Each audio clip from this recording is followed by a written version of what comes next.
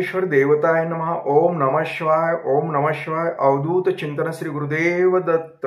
मंडळी, शंका समाधान या कार्यक्रमासाठी मी संगमेश्वर गिरी श्री क्षेत्र ओंकारेश्वर देवस्थान विलोद्यान जानेगाव इथून आपलं सर्वांचं हार्दिक स्वागत करतो. मंडळी, आज फार महत्वाचं सांगणार आहे आणि ते म्हणजे काय, जे मुलांच्या संदर्भात मुलं शिकत नाहीत कुठं काही याविषयी सांगणार आहे. कारण आज का सांगायचं तर आजची सकाळची गोष्ट सांगतो तुम्हाला. माझा पूजेचा टाइम होता. सकाळी सकाळी माझ्याकडे एक चांगला तरुण आला. आता ती बाहेर पलीकडे गाडी कसली होती ते काय मी पाहिलं नाही, कारण ते आलं डायरेक्ट आणि माझं दर्शन वगैरे घेतलं, दक्षिणा वगैरे दिली आणि मी आपलं त्याच्या चेहऱ्याकडे बघायला लागलो. कारण काय, मला आता बरेच दिवस झालं काही गोष्ट माणसं पाहिले नाही की लक्षात बी येत नाही. आणि सगळ्यात महत्त्वाचं तुम्हाला सर्वांनाच माहित आहे की माझ्या डोळ्याचे प्रॉब्लेम झालेले आहेत. त्याच्यामुळे जरा दिसायला व्यवस्थित दिसत नाही. मला जवळ आल्याशिवाय असं माणूस ओळखता येत नाही पाहिजे तसं. तर ते व्यक्ती ओळखलं नाही का म्हणले महाराज. म्हणलं नाही, लक्षातच नाही गेलं. असं मी थोडंसं बरं असू द्या म्हणले.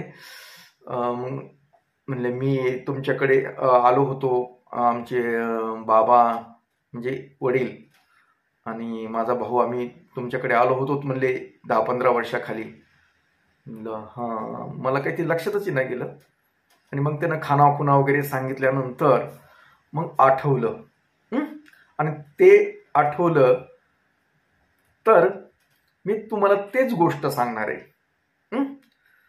तर तो मुलगा हा आजचा तरुण आणि त्याचे वडील आणि एक त्याचा भाऊ हे माझ्याकडे एकेकाळी 10-15 वर्षाखाली आले असावेत, म्हणजे एक अंदाज माझा लावतोय मी.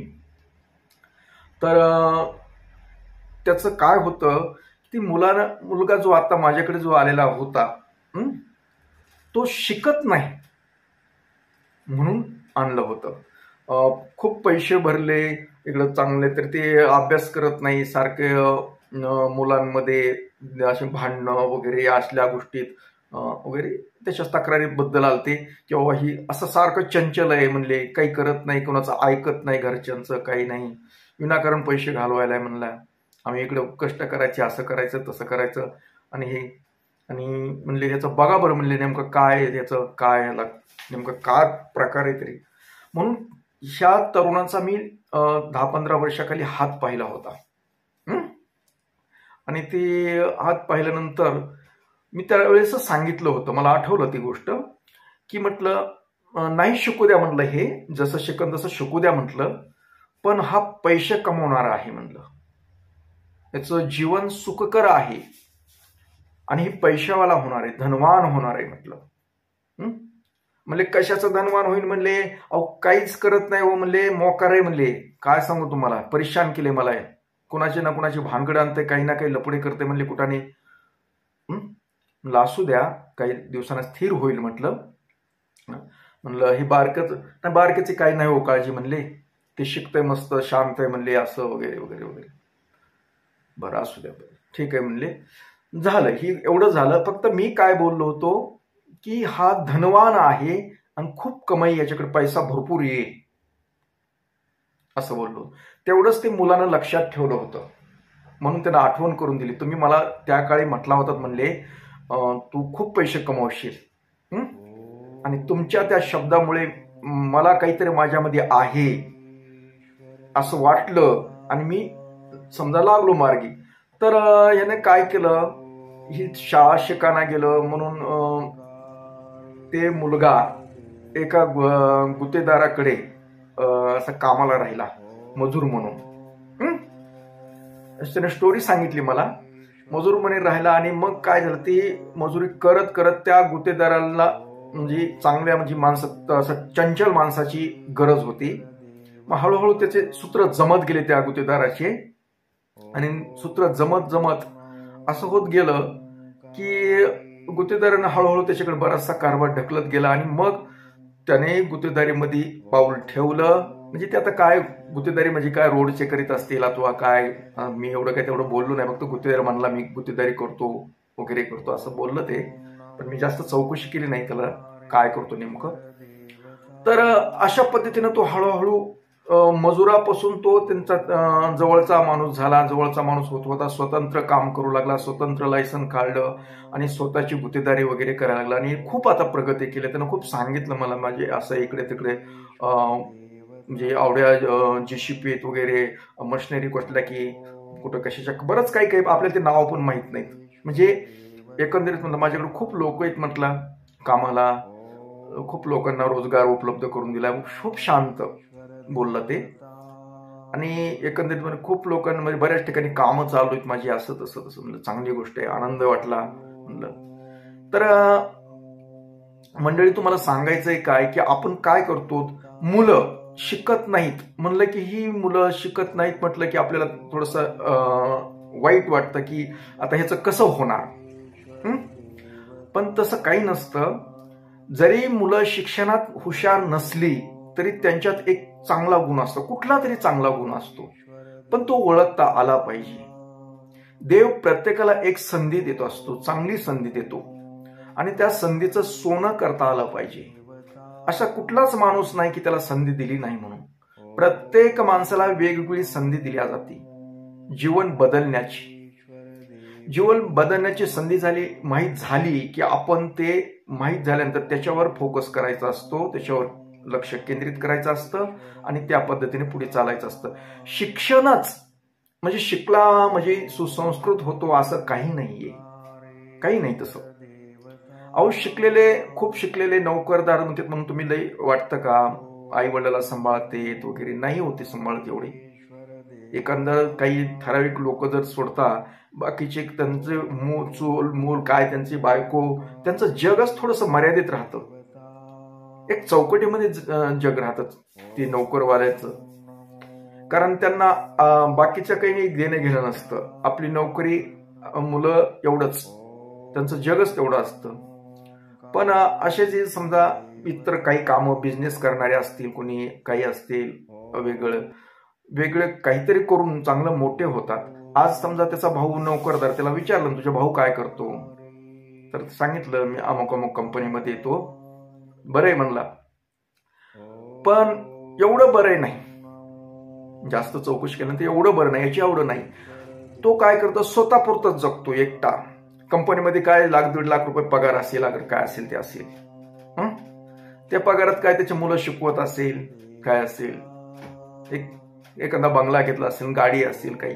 पण या मुलाकडे कितीतरी लोक जगतात, कितीतरी लोकांना रोजगार उपलब्ध करून दिला त्यानं.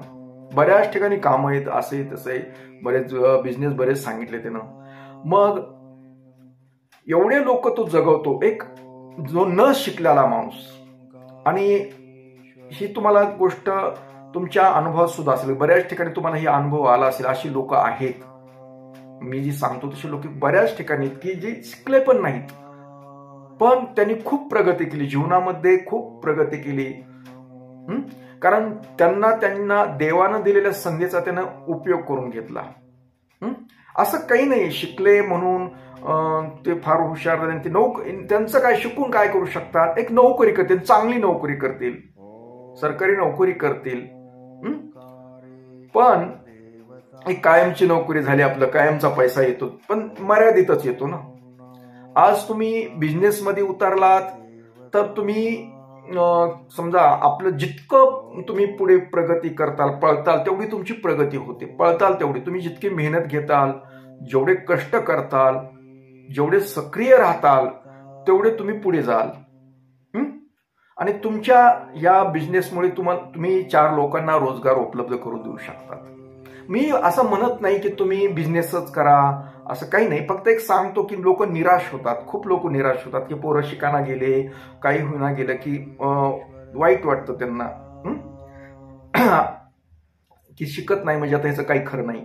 तसं काही नसतं, काही तसं नसतं. मला खूप उदाहरण आहेत माझ्याकडे, खूप उदाहरण आहेत. शिकले म्हणूनच त्यांची प्रगती होते असं नाही. शिकावं थोडं, म्हणजे जे गरजेपुरतं शिकणं गरजेचं आहे कारण त्याशी व्यवहार करता बी येणार नाहीत, परंतु शिकलेले नाहीत ते लोकांनी खूप प्रगती केलेली. तुम्ही आठवा, तुमच्या जवळपास सुद्धा असू शकतात अशी लोक, खूप प्रगती करतात. त्या शिकलेल्याच्या ठराविक पगारीपेक्षा यांची पगार, यांचं जी बिझनेसमध्ये जे उत्पादन असतं ना, खूप मोठं असतं, खूप मोठं. असे नोकरदार कितीतरी विकत घेतील ते, त्यांनी प्रगती केली तरी. आमच्या गावातलं एक, माझ्या लहानपणी एक शेतमजुरी, आपलं रोजी रोजगार करणारा माणूस निघून गेला पुण्याला. आम्ही लहान होतो त्यावेळेस. अजून आहे तो, कधी मध्ये माझी भेट होती. त्यानं पाठीमाग मला खूप सांगितलं. मी तुम्ही कसं काय गेलतात पळून असं, तर त्यानं सांगितली स्टोरी. समजा पुण्याला म्हणले आम्ही इथं गावात थोडंसं काही झंझट झाल्या, म्हणले भांडणं झाली म्हणून मी पळून गेलतो म्हणले पुण्यामध्ये. पिंपरी चिंचवड इथं आता सध्या तो आहे वाटतं बहुतेक. तर त्यानं सुरुवातीला कंपनीत काम केलं, मजुरी केलं. पुन्हा नंतर एक गाडा, तिथं कंपनीच्या बाहेर भज्याचा गाडा होता म्हणले. त्या भज्याच्या गाड्या बरोबर म्हणजे एक पार्ट टाइम म्हणजे त्याच्या हाताखाली काम करू लागलो. आणि त्यानंच शिकवलं मला ही भजे वगैरे असं करायचं. आणि त्यानंच मला गाडा टाकून दिला म्हणले. आणि मी दुसऱ्या बाजूला भज्याचं फक्त संध्याकाळी 6 ते 11 काहीतरी पर्यंत काहीतरी असं होतं त्या काळात, ते भज्याचा गाडा लावत होते म्हणले.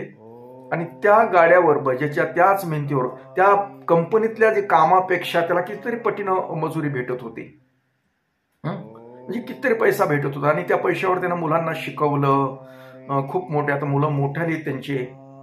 आता तो त्याही माणसात जवळजवळ माझ्या माहितीवर 65-70 वर्ष वय असेल. आपल्या मंदिराला जाताना त्याचं घर लागतं, ते राहत नाही, ते पुण्यालाच राहते, पण त्यांचं घर आहे भावाचं कोणाच तरी. तर त्या माणसानं एवढं प्रगती केली की समजा त्यानं पुण्यामध्ये जागा, बंगला वगैरे सगळं घेतलं. मुलगी चांगल्या ठिकाणी दिली, तिचं बी बरं आहे, ती बी खूप शिकलेली आहे. एक मुलगा बाहेर देशामध्ये आहे, आणि दुसरा मुलगा काहीतरी मोठा काहीतरी करतो. असं काही नाहीये की शिकलेलेच शिकल्यानंतरच प्रगती होते. माझा उद्देश शिकू नका नाहीये, शिका हो, परंतु माणसाला आपल्या जी डोक्यातलं जे आहे ना, जी दिलेली आहे संधी, त्या संधीचा फायदा करून घेतला पाहिजे. मेहनत केली पाहिजे, खूप मेहनत केली पाहिजे. असं काहीच नाही की आपण शिकलं तरच आपली प्रगती होते, असं काही नाही. तुम्ही मेहनत करा, एखाद्या गोष्टीवर फोकस करा तुम्ही, आणि चिकाटीनं राहिलात ना, तुमची प्रगती होते. खूप मुलं आहेत आता शिकून पडलेत असे, काहीच कारण धड इतर बी काम करू शकत नाहीत आणि कुठल्याच मापात बसत नाहीत. धड कंपनीत आता काही पगार एवढे नाही, तर ते पुण्यासारख्या मोठ्या मोठ्या शहरामध्ये 20-25 हजारामध्ये काही होत बी नाही. सगळी महागाई आहे, काही उपयोग नाही ना. तर तुम्ही शिका, शिकू नका असं नाही, शिका. परंतु तुम्हाला कुठली गोष्ट आवडत असेल, साईड बिझनेस म्हणून करा, काहीतरी करा त्याच्याबरोबर. खूप लोक आहेत, खूप लोक आहेत की असे शिकून सुद्धा त्यांनी बिझनेसमध्ये उतरून त्यांनी खूप प्रगती केलेली आहे. नोकरीत सगळ्यांनाच मोठ्या मोठ्या नोकरी लागतील असं नाही. जर तुमच्यात शिक्षणासारखं असेल, तुमचा मेंदू चांगला असेल, शिकण्याची आवड असेल तरच शिका तुम्ही. जर तुम्हाला आवडत नसेल आणि बळच घरचे जर शिकवत असेल, घरच्याला काही टाकू नका तुम्ही. मुलांना बोलतो मी, तुम्हाला जर शिकण्याबद्दल काही जास्त आवड नसेल, तुमच्या लक्षात राहत नसेल, काही तुमचं मन लागत नसेल शिकण्यावर, तर घरच्या लोकांना खर्चामध्ये टाकू नका. जेमतेम झालं असेल शिक्षण तर चांगलं, तुम्हाला जी गोष्ट आवडते आणि जी तुम्हाला जमू शकते, आणि तुम्ही आवडीची गोष्ट करा. तुम्हाला जे आवडतं ते मनातून करतं माणूस. म्हणजे उगाच कुणीतरी सांगितलंय म्हणून करू नका. तुम्हाला स्वतःला आवडतं ना, ती गोष्ट करा, नक्कीच तुमची प्रगती होते. माणूस कंटाळत नाही त्या कामाला. मग ते कुठलंही काम असो, कुठलंही काम असो, काम असं लहान नसतं. ते आपण त्या कामाला किती सातत्यपणे आणतो आणि त्याची किती आपण मेहनत करून प्रगती करू शकतो, हे आपल्यावर अवलंबून असतं. काही असं काही नाही. अहो पाटील, मी एक बातमी वाचली एक 2-4 वर्षाखाली, तिकडं बिहारमध्ये कुठंतरी एक चांगला शिकलेला मुलगा, त्यानं काय केलं, म्हणजे त्यानं शिकल्यानंतर काही नोकरी वगैरे लागली नाही, तर त्याने गावात आल्यानंतर म्हशी राखण्याचं काम केलं. ते बी त्याला कसं सुचलं, की त्याचे वडील म्हणाले तू नाहीच नोकरी लागला तर तुला म्हशीच घेऊन देईल असं म्हणलं.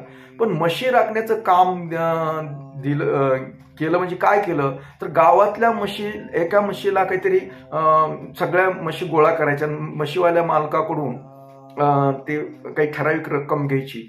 आता त्याच्याकडे खूप म्हशी, त्यांनाच मुलं ठेवले म्हशी राखायला. आणि ते काय नाही सार्वजनिक ठिकाणी कुठं इकडं तिकडे शेतीमध्ये इकडे लांब रोडणी वगैरे आपलं फिरून आणायचे, सकाळी घेऊन जायचे दूध काढलं त्या लोकांनी की, आणि संध्याकाळी त्यांच्या घरी पोहोच करायच्या. खूप कमाई करतो तो, त्याच्याकडेच मुलं आहेत. काही कुणाला काय जमतं असं तुम्ही हसू नका. म्हशी राखल्या म्हणजे काय, म्हशीचं एक म्हशीला काहीतरी महाग काहीतरी मी वाचलं 150-150 रुपये काहीतरी घेत होता तो महिना. नुसती सकाळी घेऊन जायची आणि संध्याकाळी आणून सोडायची. तर त्याच्याकडे 500-600 म्हशी. आता लावा हिशोब, मला काही तेवढा कळत नाही पण लावा तुम्हीच हिशोब. तसं काही नसतं हो. आपला मेंदू कुठल्या ह्याच्यामध्ये चालतो हे बघा. आमच्या इथं आता एक आम्ही कुंभेफळ रोडला एक आहे मुलगा, त्याच्या वडील म्हणायचे, ते बँकेत होते, कोणते मॅनेजर कोण होते किंवा, पण त्यांनी बी म्हटले तू जर नाही ना शिकला तर MBBS ला काहीतरी होता वाटते का कशाला तरी शिकत होता खूप मोठं. त्यांनी म्हशीच घेऊन दिला शेवटी. आज त्याच्याकडे बरेच म्हशी येतात, नाही तर 25 असतील म्हशी त्यानं मस्त टाकलेले आहेत, त्याचं बी मस्त चाललेलं आहे. असं काही नसतंय. तुम्हाला वाईट वाटत म्हशी लागते तसं, पण तुम्ही बिझनेस बी करू शकता. शिका, पण अगोदर तुम्ही शिका आणि बिझनेस मध्ये उतरलात, काही तुम्ही करलात तरी त्याच्यात सुद्धा तुम्हाला पैसा मिळवता येतो. असं काही निराश व्हायचं नाही. आणि फक्त तुम्हाला काय जमतं, आपल्याला कशात आवड आहे ह्या गोष्टी करा. आणि पालकांना बी सांगतो की मुलं शिकत नाहीत म्हणून तुम्ही त्यांना वाईट समजू नका. असं काही नाही, फक्त त्यांच्यातले गुण बघा, हे काय करू शकतात, त्यांना कुठली आवड आहे, त्याचं लक्ष कुठं आहे, तशा पद्धतीने त्याला चालू द्या. त्याच्या कलाप्रमाणे, त्याच्या आवडीप्रमाणे त्याचं क्षेत्र निवडू द्या. तुमची बळजुबरी करू नका. तुम्ही त्यांच्या बळजुबरी केल्यानं काही होत नाही. त्या मुलांच्या मनामध्ये काय आहे ते करू द्या. बळच असं ही करू नका. बळच असं कुणालाही त्याच्या कलानं जोपर्यंत ते आहेत, समजा 10वी-12वी पर्यंत तुम्ही तुमचं नियंत्रण ठेवा आणि नंतर ते चालले की ते जर त्यांच्या पद्धतीनं चालू द्या. सगळ्यालाच नोकरी लागतील असं काही नाही. जेमतेम शिका. पुढे जर त्यांचं शिकण्यात लक्ष नसेल तर विनाकारण पैसे खर्च करू नका, काही उपयोग होत नाही. फक्त त्याला कळलं पाहिजे, त्या मुलाला बी कळलं पाहिजे आपल्याला काय जमतं, आपण काय करू शकतो ते करा. जी आवडीची गोष्ट करा, तुम्ही नक्कीच त्याच्यामध्ये यश मिळवाल आणि खूप प्रगती कराल, असा माझा आशीर्वाद आहे तुम्हाला. पण तुम्ही मनातून करा जे काही करायचं ते, पण शिक्षण अर्धवट सोडून शिक्षण पूर्ण करा अगोदर, आणि शिकल्यानंतर तुम्ही कुठल्याही बिझनेसमध्ये उतरू शकतात. प्रगती होते तुमची. तुम्हाला आवडत ते करा. आणि जर तुम्हाला शिकण्याची इच्छा नसेल आणि तुम्हाला हेच आवडत असेल तर त्याच्यावर फोकस करा, त्या गोष्टीवर फोकस. काय जे आवडतं, कुठलंही क्षेत्र असेल तुमचं, काय तुम्हाला करायचंय ते करा. असो, एवढंच. आज त्या मुलाची भेट झाल्यामुळं ही मला सांगण्यात आलं. तर कुणाला काय चांगलं वाटतं, कुणाला वाईट वाटेल, मुलं शिकवत नाही, शिकवू नका असं म्हणतात, तसं काही नाही. तुम्हाला ज्यांना शिकायचंय त्यांना शिका, पण असं बळच कुणावर काही शिक्षणाचं प्रेशर करू नका. जसं चालतंय तसं देवानं सगळ्याला संध्या दिलेल्या असत्या, त्या संधीचं सोनं करा फक्त, आणि तुमची प्रगती करा. एवढंच माझा आशीर्वाद आहे.